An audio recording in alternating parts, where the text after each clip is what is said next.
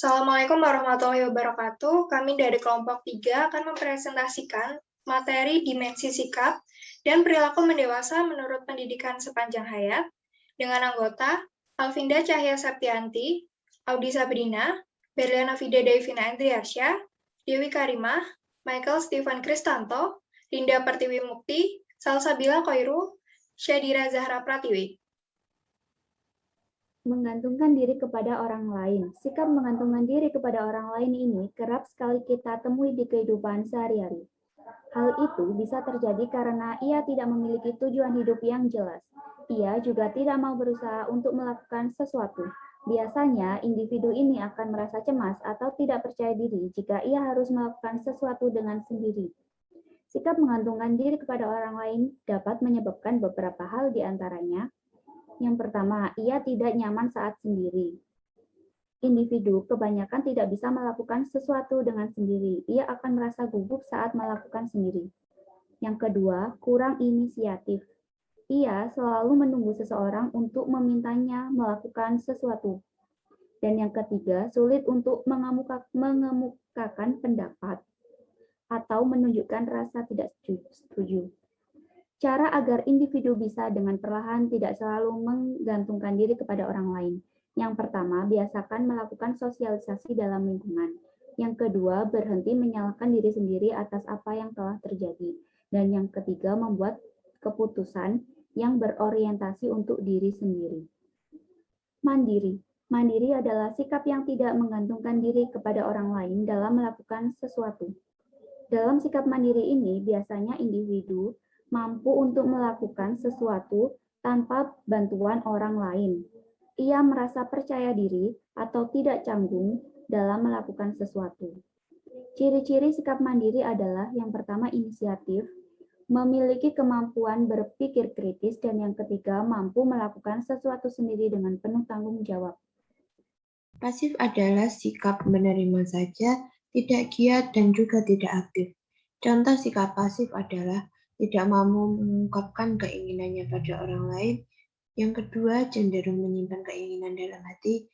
Yang ketiga, berbicara pelan, bahkan nyaris tidak terdengar. Dan yang terakhir adalah selalu setuju dengan pendapat orang lain. Subjektif. Orang yang bersikap subjektif sering memandang dan mengharapkan orang-orang yang berada di lingkungan sekitarnya selalu memperhatikan kepentingan dirinya. Contoh, tidak mau mengalah, selalu ingin menang sendiri, selalu bersikap sewenang-wenang, selalu merasa derajatnya paling tinggi, dan terakhir sombong. Objektif. Orang yang bersikap objektif mampu melihat kenyataan dirinya dan memandang bahwa dirinya merupakan bagian dari lingkungan yang lebih luas. Contoh, bersikap adil, terbuka untuk mendapatkan masukan, tidak egois, dan terakhir tidak mau benar maupun menang sendiri. Fungsi memberikan dan menerima informasi. Yang pertama adalah sebagai sumber berita.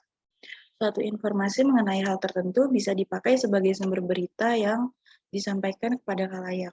Misalnya, informasi tentang Asian Games yang didapatkan dari media televisi, radio, dan situs berita online lainnya. Kedua, menjadi sumber pengetahuan yang baru.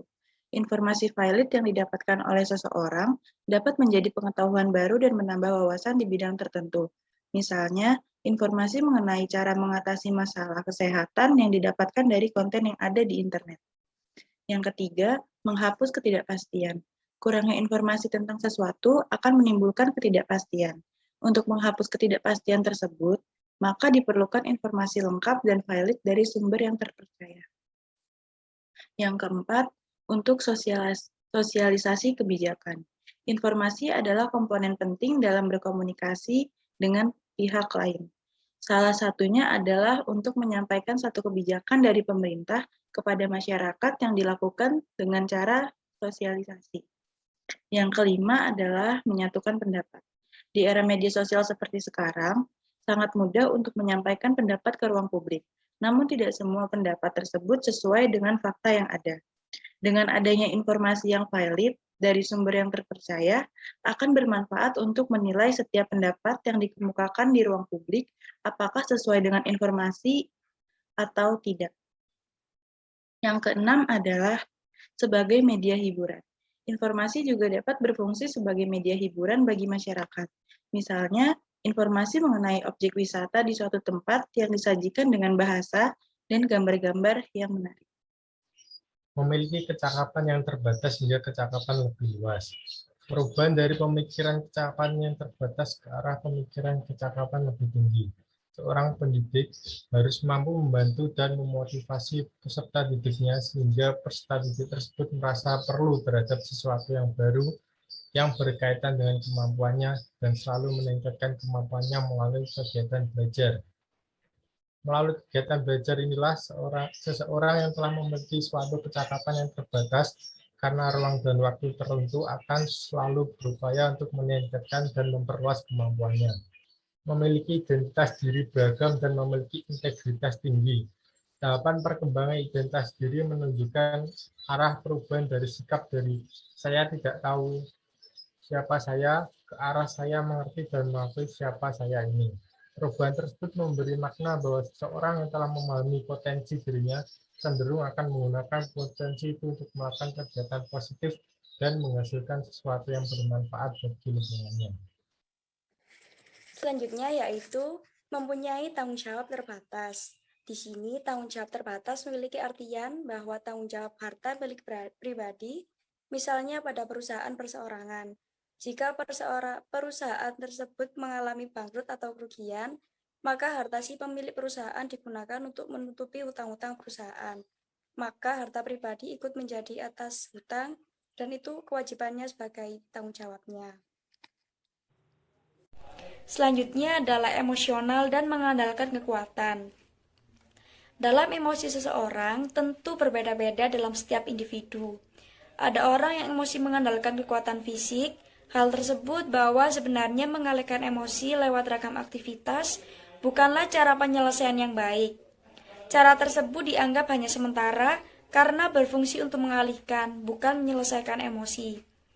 Emosi bisa dilakukan dengan hal-hal yang positif, misalnya seperti berolahraga, menonton film, memasak, dan kegiatan lain yang disukai oleh dalam setiap individu tersebut. Proses mengolah emosi marah juga tidak bisa hanya mengandalkan kekuatan diri sendiri, tetapi juga dibutuhkan tingkat spiritualitas yang lebih dalam untuk meredam emosi, terutama memaafkan orang yang membuat kita marah. Minat. Faktor yang mempengaruhi minat secara garis besar dikelompokkan menjadi dua. Yang pertama, yang bersumber dari individu yang bersangkutan, misalnya umur, bobot, jenis kelamin, pengalaman, perasaan mampu, kepribadian. Dan yang kedua ada eksternal, dari lingkungan luar yang mencangkup lingkungan keluarga, lingkungan sekolah, dan lingkungan masyarakat. Ciri-ciri minat yaitu adanya rasa ketertarikan, minat akan terus berkembang, timbulnya perhatian, dipengaruhi budaya, adanya keinginan lebih, dan berbobot emosional. Perubahan dari pemilikan minat yang terbatas menjadi minat yang beragam. Faktor eksternal dan internal yang mendorong perkembangan minat akan berkaitan erat dengan dimensi-dimensi orang dewasa. Perkembangan minat terjadi antara lain melalui kegiatan kerjasama dengan orang lain atau melalui hal-hal yang terjadi dalam lingkungannya. Selanjutnya, mementingkan diri sendiri, memerhatikan orang lain. Egois menjadi sebutan bagi orang-orang yang selalu mementingkan diri sendiri. Ia menganut paham egoisme, yakni pandangan yang melihat bahwa satu-satunya tujuan hidup adalah mewujudkan ambisi pribadinya. Ciri-ciri dari orang yang egois. Yang pertama, tidak menerima kritik. Kedua, senang mengkritik orang lain. Ketiga, mengabaikan orang yang tidak sependapat. Keempat, merasa berhak mendapatkan segalanya. Yang kelima, takut mengambil resiko. Suka meniru. Di kehidupan sehari-hari sering kita menemui kesuksesan seseorang dalam suatu hal. Kesuksesan tersebut membuat seseorang terlihat hebat di mata orang sekitar. Tidak jarang, hal tersebut membuat orang ingin meniru atau menjadi sama akan kesuksesan yang sudah diraih. Sebenarnya, tidak ada salahnya dengan perilaku meniru, karena pada dasarnya meniru adalah proses pembelajaran alami makhluk hidup. Anak mulai meniru sejak ia lahir. Setiap saat mata anak selalu mengamati, telinga anak selalu menyimak, dan pikirannya mulai mencerna apapun yang orang dewasa lakukan. Beda halnya dengan meniru dalam proses mendewasa. Pada saat usia dewasa, anak harus menyaring terlebih dahulu untuk diterapkan dalam kehidupan. Ia harus menyaring mana yang baik untuk diterapkan dan mana yang tidak harus diterapkan dalam kehidupan. Psikolog mengatakan jika seseorang kerap meniru atau menjiplak untuk mendapatkan pengakuan dan pujian yang sama, dampaknya akan diterima ke depannya adalah ia tidak akan bisa menemukan siapa dirinya yang sebenarnya. Gemar berinovasi. Memasuki era yang modern ini, kita dituntut untuk berinovasi dalam menghadapi dunia yang cepat berubah. Seperti halnya di Indonesia yang semakin banyak tantangan mulai dari lingkungan, sosial, kesehatan, pendidikan, ketersediaan tempat tinggal, dan masalah-masalah lainnya. Itulah yang menyebabkan mengapa generasi muda harus ikut bercampur tangan dalam menuangkan ide-ide atau kreasinya. Jalan satu-satunya adalah berinovasi. Inovasi itu sendiri adalah proses mengubah sesuatu yang ada menjadi lebih bermanfaat. Sikap inovasi ini tidak hanya berguna bagi masyarakat luas, tetapi juga bermanfaat bagi perkembangan diri sendiri. Mereka bisa terus mengasah pikiran mereka untuk berpikir kreatif dan menghasilkan sesuatu yang bernilai. Karakteristik ini akan menghantarkan anak muda yang ingin berwirausaha pada kesuksesan. Jadi, generasi muda yang gemar berinovasi akan sangat membantu dalam menyelesaikan tantangan-tantangan di era modern ini. Menerima kenyataan diri. Orang yang mendewasa akan bersikap menerima kenyataan diri secara rasional. Ia mengerti dirinya memiliki potensi untuk berkembang dan dapat diterima orang lain. Penerimaan terhadap kenyataan diri mengandung makna bahwa seseorang mampu menyadari potensi dirinya dan menggunakannya untuk kemajuan yang lebih baik dan lingkungannya, sehingga ia dapat diakui dan dihargai oleh orang lain. Sikap untuk menerima kenyataan diri mengakibatkan seseorang dapat menerima, mengakui, dan menghargai keberadaan orang lain. Akibatnya akan tumbuh sikap saling menerima dan saling menghormati perbedaan, serta tumbuh sikap tenggang rasa dalam kehidupan masyarakat, kesetiakawanan, dan juga dalam kemasyarakatan. Pandangan melibatkan pengalaman dan pengetahuan. Pengalaman sendiri merupakan proses belajar atau sosialisasi. Lalu pengetahuan adalah munculnya ide yang menimbulkan suatu konsep. Perubahan dari pandangan mendatar menuju ke pandangan mendalam. Pada proses mendewasa, sejalan dengan pertumbuhan fisik akan terjadi perubahan pandangan terhadap peristiwa-peristiwa yang ada. Kemudian terikat oleh sikap dan perilaku yang seragam. Kita sebagai manusia tentunya mempunyai sikap dan perilaku yang beragam. Akan tetapi, tidak menutup kemungkinan bahwa akan ada manusia yang mempunyai sikap dan perilaku yang sama antara satu sama lain. Tenggang rasa dalam perbedaan. Tenggang rasa adalah sikap kita dalam menyikapi perbedaan sehingga kita tidak menyakiti ataupun menyinggung orang lain. Contoh perilaku tenggang rasa. Yang pertama, bergaul dengan teman yang berbeda agama. Yang kedua, menghormati guru.